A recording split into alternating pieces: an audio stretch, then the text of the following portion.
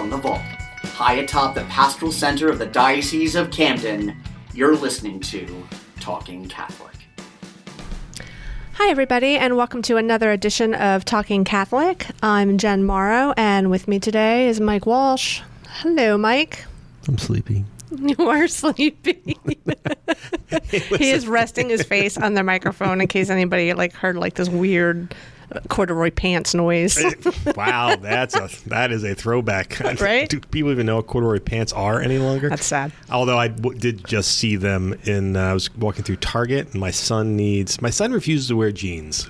I know it's weird, right? Why? He doesn't eat hot dogs and he doesn't wear jeans. I find this peculiar. Makes me wonder if he's an alien. But so I was looking for jean alternatives in Target, and I was like, I thought they were canvas pants, and I go over to them, and they're actually what was that word? Corduroy? They were corduroy, and I'm Yes. like, my goodness, I haven't seen these since 1986 when I had my Toughskins back in the day. Come on. I wore corduroys, I think, and they came back in They did. 2000, They did. 2001. They did. I had bell-bottomy corduroys. That sounds wrong. It was great. Nope. Yep. Nope. Those are two words apart.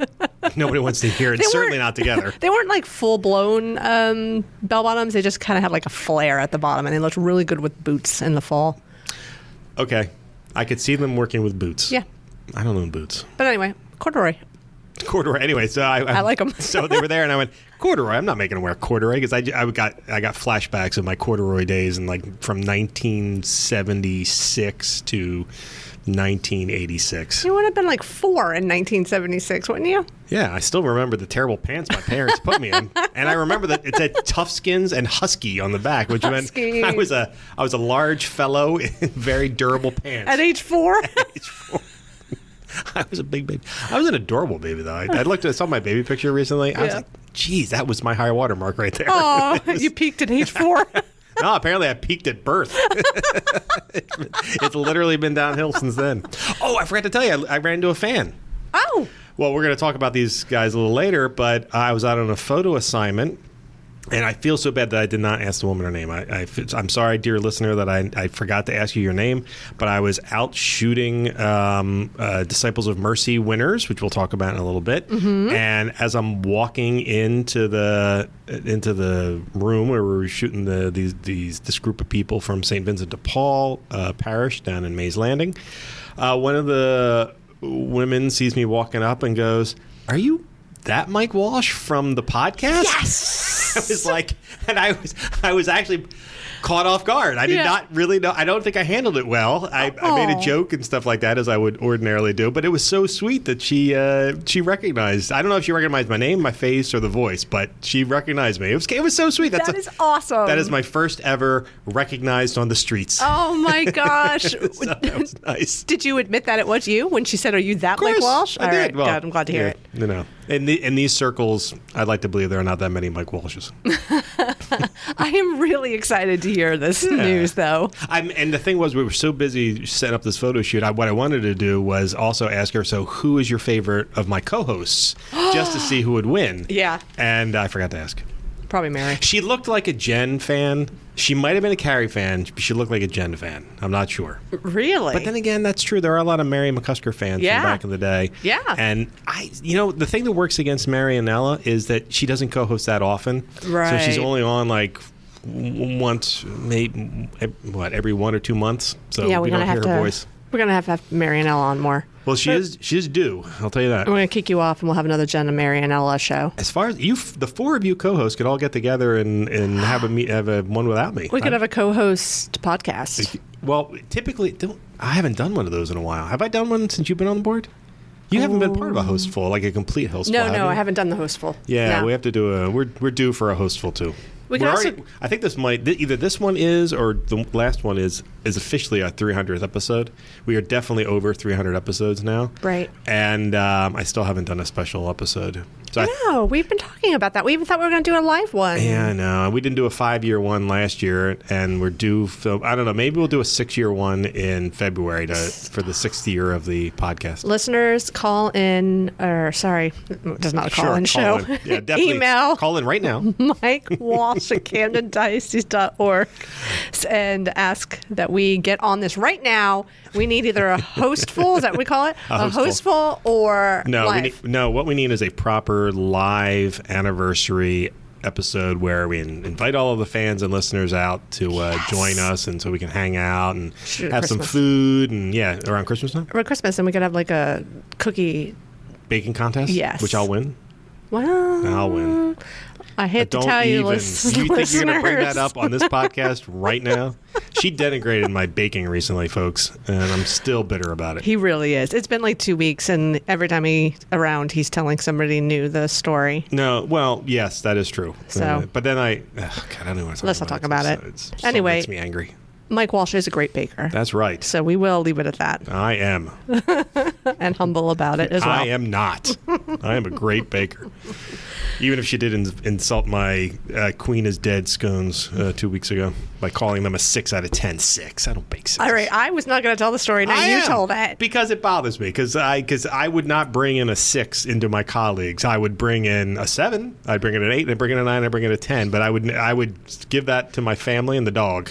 I'm so sorry that you're insulted by that. Not that I said it, because I'm still standing by it. But you were the only one who did. I know. And I am a scone snob. I've told you that from the get. So. No, all right, whatever. It's hard to impress me with scones. Well. He looks so sad right now, listeners. Like, if you could see his face, like he won't even look at me, and his face is down. But I redeemed myself in her eyes by earlier this week for fall. I made a what did I make? I made an apple cider cinnamon donut cake, and that was delicious. Which was really, really good. I gave it a 9.75. Yeah, that one was a good one. I actually was sad that I didn't bring in like 30 of those because they were really good. Me too. Anyway, but so that's what I've been having to deal with, folks, is Jen's highly critical nature of my baking. Who knew? Wait, let's go back to corduroy for a second. So you did not buy Jack corduroy pants? Nah, because I didn't want to saddle him with those. Okay. But I'm still on the hunt for a non-jean option in the cooler weather. Although we were trying to come up with something for him to wear to his high school football game. Yeah. With all the other fans in the stands. And what I realized was I may have been overthinking it because pretty much every single one of the boys and girls was there in pajama bottoms. Which apparently fleece pajama bottoms are the jeans of today. COVID has changed all the rules. Apparently. Now, sweatpants and pajama bottoms are allowed anywhere. I'm not saying I'm against it necessarily, because I do love a good pair of flannels, but I don't think that I can wear them out in public. No. Can't be done. No. Except maybe to like the gas station. Or getting coffee on a Saturday morning before 10. I don't wear pajamas, so it's not really an option for me. It's like, I'm not saying I go naked. I'm saying I don't wear pajamas. I have not owned jammies since I was a little kid. I don't know what to say to that.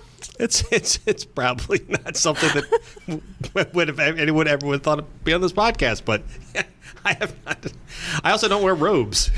I don't own a robe. That's a shame. A good comfy, what is that, terry? Nah, I wear whatever. I wear a hoodie. That's all. Hoodies to me are very, I feel like I'm being strangled. Like they're too tight around the neck. Hoodies and shorts. I don't care if it's 2 degrees outside. Hoodies and shorts, I'm good. Flip-flops? I hate flip-flops, but I will wear sandals, and I have recently gone into sliders. But, yeah. But I do have, not flip-flops. What are the other things I wear? Slippers. I do have a pair of slippers that I only wear in the wintertime. Do you slide them on, or is it like the kind that come up like the back of your heel? Come up the back of your heel. Yeah, because the other kind are. Yeah, I wear size 15s. I need actual footwear. Wow. Yeah, I know. Gigantic feet. I didn't even know that was a thing, size 15. Yeah, I know. Trust me, it's a terrible curse. It's genuinely a curse. Nothing good comes from it, other than the fact that I don't tip over in the wind. I'm well rooted. I'm not going anywhere. You're a port in a storm? Yes. I don't think that's what that means, but I'm going to let it go. Anyway. Dear listeners, I warned Jennifer earlier before we started recording that I'm a little punchy, so I guess I need to apologize to you all that I'm a little punchy. This is an unusual episode in that we're going to do 20 minutes of intro and then talk about some of the stuff that's going on. And then for you, we have our most recent Eucharistic Revival talk that was done in the Diocese of Camden in South Jersey by Father Tom Newton, the pastor of St. Damien Parish in Ocean City. And I had the pleasure of going down and listening to it and recording it. And actually, if it's not already up yet, there will be video of it up soon on our diocesan YouTube page. And it's I guess at this point, it's the third in a series of, 30? A lot, all the way through March now. Eucharistic Revival talks that we're going to be doing. Just reminding people that, on Sundays, that thing we consume is not a symbol. It is actually Christ. Christ's gift to us that we are consuming, and all the wonder and mystery that comes with it when we go to Mass. So at about the 19-minute mark of this episode, we will be turning it over to Father Tom so you can listen to what his perspective on the Eucharist is and why it's so important, not just in our church life, but in our personal life. Actually, he's got a couple of really interesting points of view where he kind of refers to the altar as a dining table in many ways, and we all come around it. So it's a great talk, and I actually found it very inspirational, and it was good to be down there, and it had a great crowd. Actually, it was a legitimate crowd that was there to see it that day, so that was nice. Saw a bunch of familiar faces. Matter of fact, I kind of feel bad. I recorded the talk, and I didn't record the entire event. It was basically an hour-long adoration. And the talk took place within 20 minutes of the middle of it. But the music was phenomenal, and certainly adoration is always great. I always enjoy adoration because of the peace that comes with just being there as you're in the quiet of the church and things like that when the music wasn't playing. And it was a late night, right? Because you went down to Ocean City. Well, I got back late, but no, it was 7 o'clock. Oh, okay, sorry. There's nothing bad about being in Ocean City, New Jersey at 7 o'clock on a Tuesday night. Sounds perfect. Night. Yeah, it was actually nice. I even went up to the boardwalk afterwards and got myself an ice cream. Forget what. Reese's ice cream was good. Oh, yeah. Nice. Yeah, and then I didn't take my traditional photo. My traditional photo when I go to the beach, since I never make it down there for joy, is to go out into the beach and take a picture of my Oxfords as I'm standing on the beach, because I spent more time in dress clothes on the beach in the last 7 years than I have in swimwear. So I enjoy the.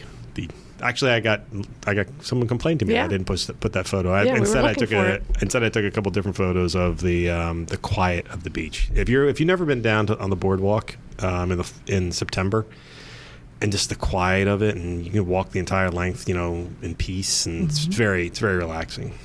Makes me want to buy a house down there. I got to win the lottery first, but it makes me want to build a house.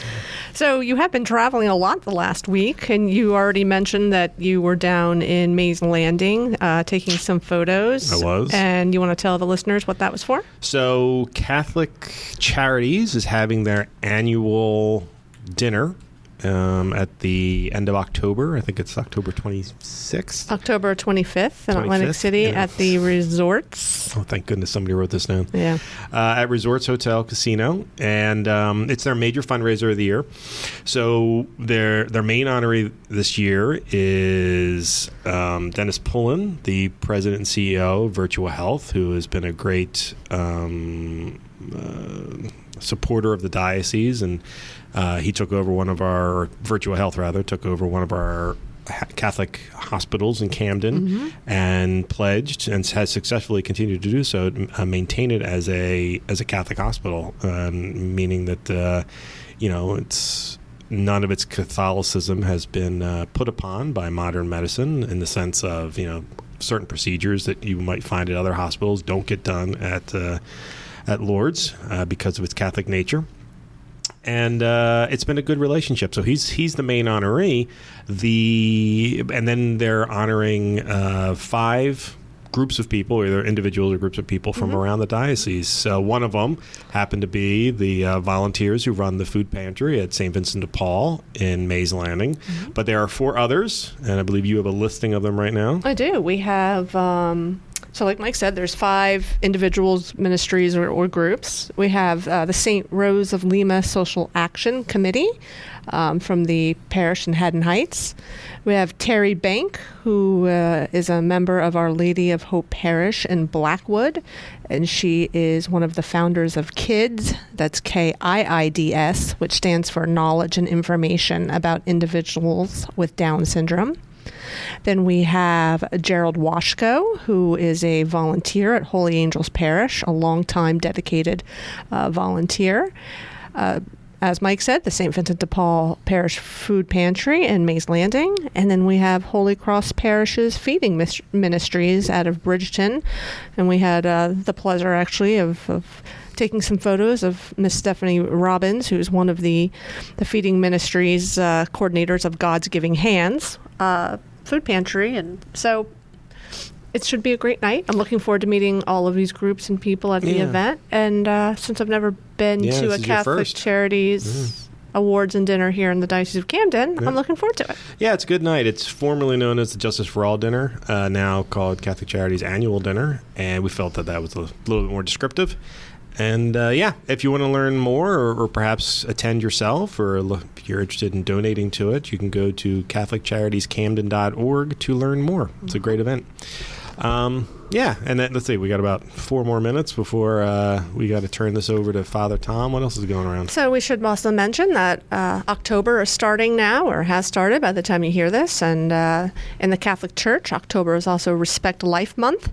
So there will be a lot of probably events going on around the diocese during October. I know a lot of parishers are holding ministries or events, or I think youth groups are as well. Bishop Sullivan had a very strong and good column in this Catholic Star Herald that published on September 30th about it, calling all to defend life courageously, and just kind of talking about how we're inundated in the media and culture with anti-life messages. And so what loses or gets lost in all of that is, when Respect Life really begins, whether it's from the unborn child in the womb or to those who are dying or ill. So, it's a great column. And if you pick up the paper or go online at CatholicStarHerald.org, you'll also find some information about how you can perhaps organize some events in your parishes for Respect Life Month as well. Yeah. It's it's month long. October is a very busy month. It's there's a lot of things going on. It's what's the other thing they do? They focus on cancers during the month of October. October is also Domestic Violence Month. But ultimately, all of those sort of are distilled down into Respect Life and the fact that we need to cherish life and protect life. And it's a good month for us to remember life in all of its forms and at all of its time. And, from cradle to grave, that's, what we always say. And honestly, it's actually before cradle. Cradle to grave is what we say is we're Catholics. Right. But from conception to natural death, that is what we protect. And it's a good reminder during this month that it's important to us. It's the very neat, sometimes I have conversations with people about, the Catholic faith and our feelings about life. And I try to distill it down to its most basic elements. And one of the most basic elements is everything about the Catholic Church is about creating life and protecting life. Every word of it is about that. I mean, there's never a time in there that it suggests in the New Testament where you suggest anything to the contrary. Yep. So there really is no element where we shouldn't be deciding what we do and who we serve and how we serve that isn't to protect life from the most basic principles to everything we do to give people a normal and happy existence. It shouldn't be a struggle. Living should not be a struggle. Not in 2022. I mean, mentally it can be a struggle. I was actually frowning like, mentally? No. Mentally it can certainly be a struggle. But in terms of the capabilities of stuff, no, we should be looking out for each other. And anyway. But so I was gonna turn it over to Father Tom. That's what I was going to say. And I was going to say what helps us in our daily life is receiving the Eucharist. So I hope everybody enjoys and learns from Father Tom Newton's recent talk at St. Damien Parish, which is part of the Eucharistic Revival. And his talk is called The Eucharist, a Meal We Share. That's right. And if you want to learn more, just check out Eucharistic Revival, southjersey.org for all of our other future upcoming talks that are coming on. So enjoy Father Tom. At the Eucharist, we gather. At the Eucharist, we tell our story. At the Eucharist, we are fed. And at the Eucharist, we go. We gather, we share our story,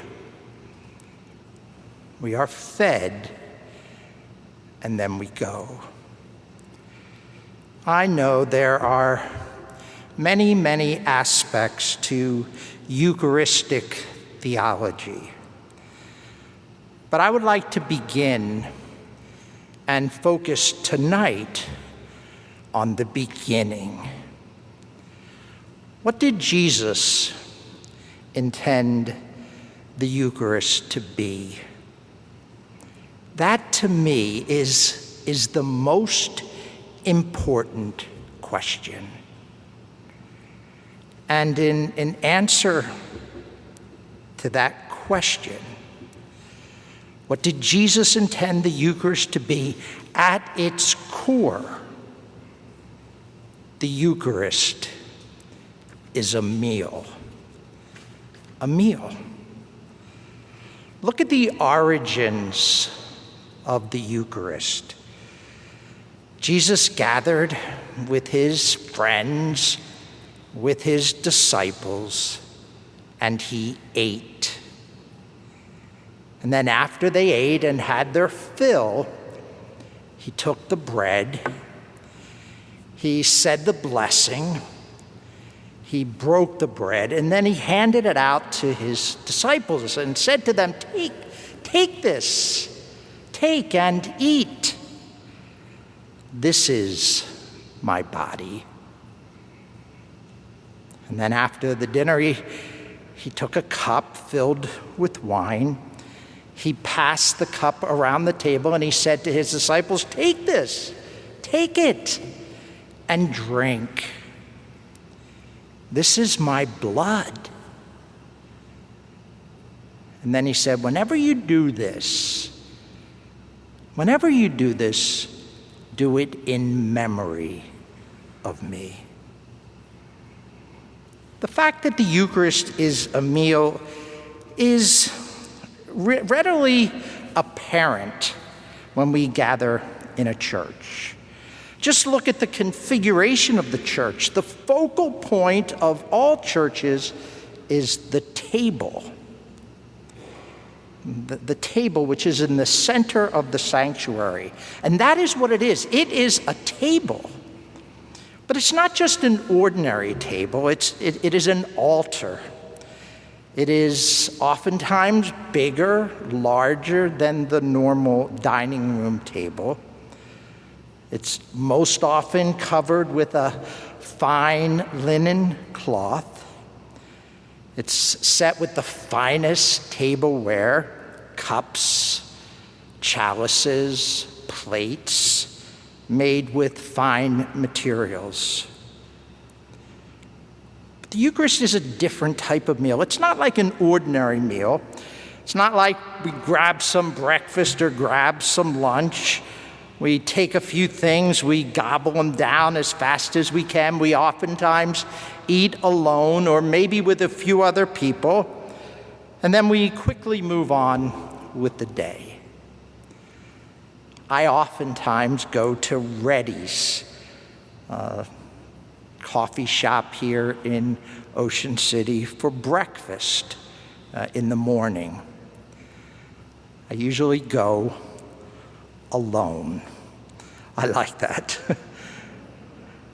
I bring my phone, I read the New York Times and the Washington Post online. I do the Wordle. I have checked my emails, text some friends.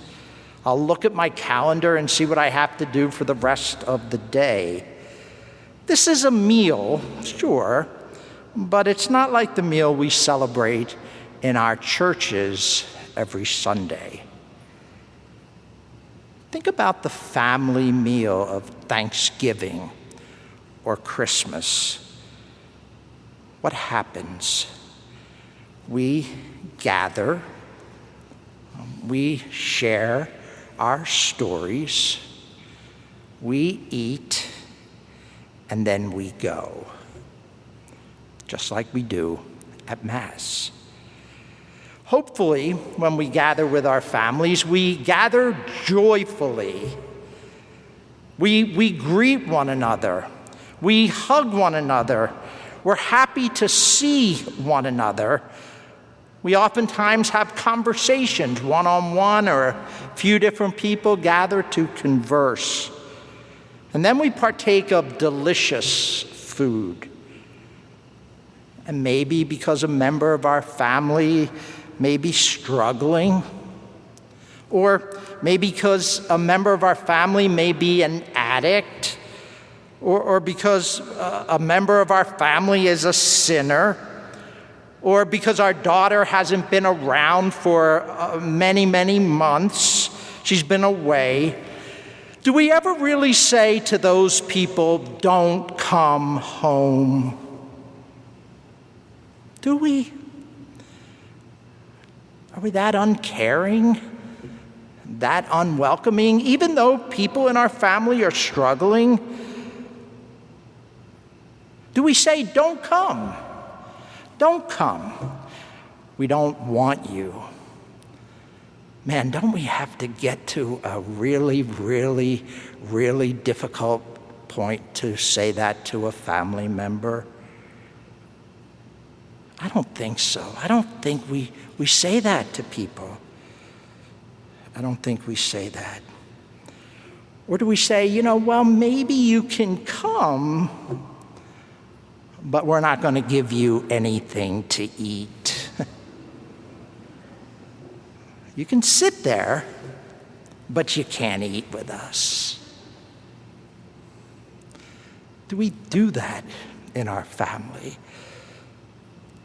When we come to gather with our family, we sit and reminisce and tell stories about the many events that have happened to us as a family over the years. And at the Eucharistic meal, we tell stories also. Stories from our book.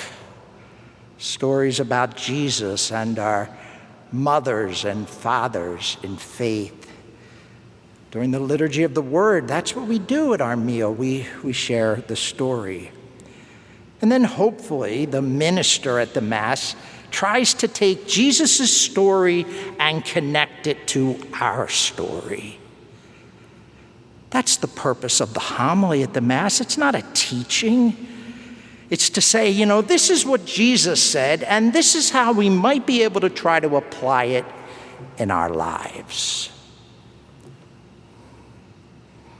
After that, we take some time, as we oftentimes do at our Thanksgiving or Christmas table, to offer special prayers for people who are most in need. People that are struggling, people that are finding life difficult, people who are sad or lonely. At our family meal, we would pray for Vicky, my brother's wife, who just lost her mother. We pray for a family member who was diagnosed with cancer, who may be struggling. At our Eucharist, the meal that we share, we do the same thing. We call to mind who is really in need of our prayers, who is suffering, who has recently died, who has the burdens of leadership in government and in the church. That happens at our Christmas table, and it happens at our Eucharistic table. And then the family shares food and drink.